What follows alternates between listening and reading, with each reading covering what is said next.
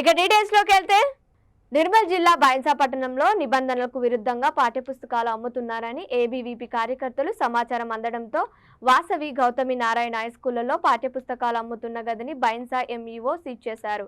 ఈ సందర్భంగా ఎంఈఓ మాట్లాడుతూ డీఈఓ ఆదేశాల మేరకు తగు చర్యలు చేపడతామన్నారు. పాఠ్యపుస్తకాలను అక్రమంగా విక్రయిస్తే కఠిన చర్యలు తీసుకుంటామని యాజమాన్యాన్ని హెచ్చరించారు. అనంతరం ఏబీవీపీ నాయకులు మాట్లాడుతూ నిబంధనలకు విరుద్ధంగా పాఠ్యపుస్తకాలు నోట్ పుస్తకాలు అమ్ముతున్నారని మండిపడ్డారు.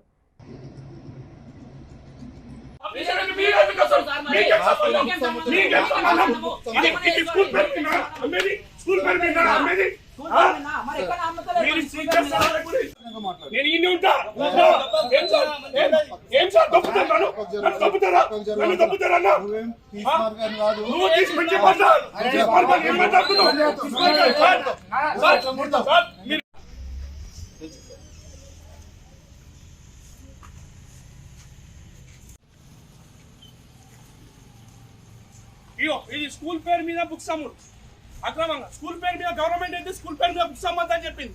ఇప్పుడు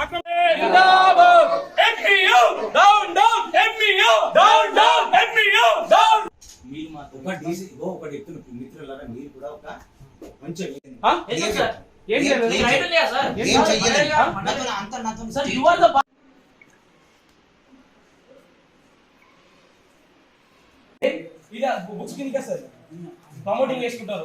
ఒకటి విద్యార్థి పరిషత్ మహిళా శాఖ ఆధ్వర్యంలో బైన్సాలో ఉన్నటువంటి ప్రైవేట్ విద్యా సంస్థలలో అక్రమంగా బుక్స్ అమ్మడం జరిగింది.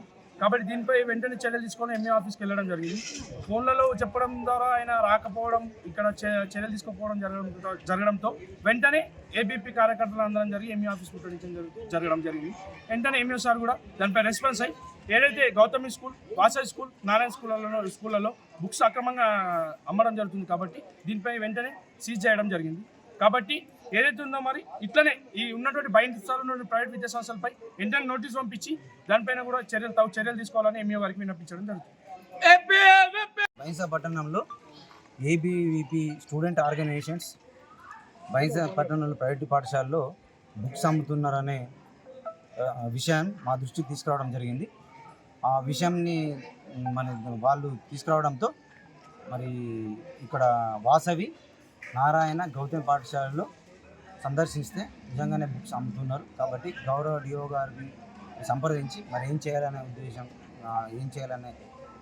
విషయం గౌరవ డిఓ గారిని సంప్రదించడం జరిగింది. గౌరవ డిఓ గారి ఆదేశంతో మరి ఈ 3 పాఠశాలలో బుక్స్ అమ్ముతున్న రూమ్స్ని సీజ్ చేయడం జరిగింది. ఎలాంటి పర్మిషన్స్ కావాలి? ఫస్ట్ ఆఫ్ ఆల్ ఈ బైన్సాలో ఎన్నిటికీ అలాంటి పర్మిషన్స్ ఉన్నాయి? ఇక్కడ ఒకటి విషయం ఏంటంటే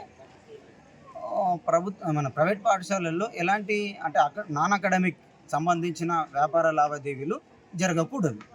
కాబట్టి అలాంటి జరిగితే తగిన నోటీస్ ఇచ్చి వాటిపైన చర్యలు తీసుకోవడం జరుగుతుంది. సార్ నన్ ప్రాఫిట్ కింద అమ్ముకోవచ్చు, బట్ నన్ ప్రాఫిట్ తోటి అమ్ముకోవడానికి గల ఎన్ని లైసెన్స్లు ఉన్నాయి ఇక్కడ? ఇప్పుడు ఒక స్టేషనరీలో అమ్ముకోవడానికి లైసెన్స్ కావాలి, జిఎస్టీ, అలాంటి బైన్సాలు ఎన్నిటికి ఉన్నాయి? ఇప్పుడు నాన్ ప్రాఫిట్కి సంబంధించింది కమర్షియల్ డిపార్ట్మెంట్ ఉంటుంది.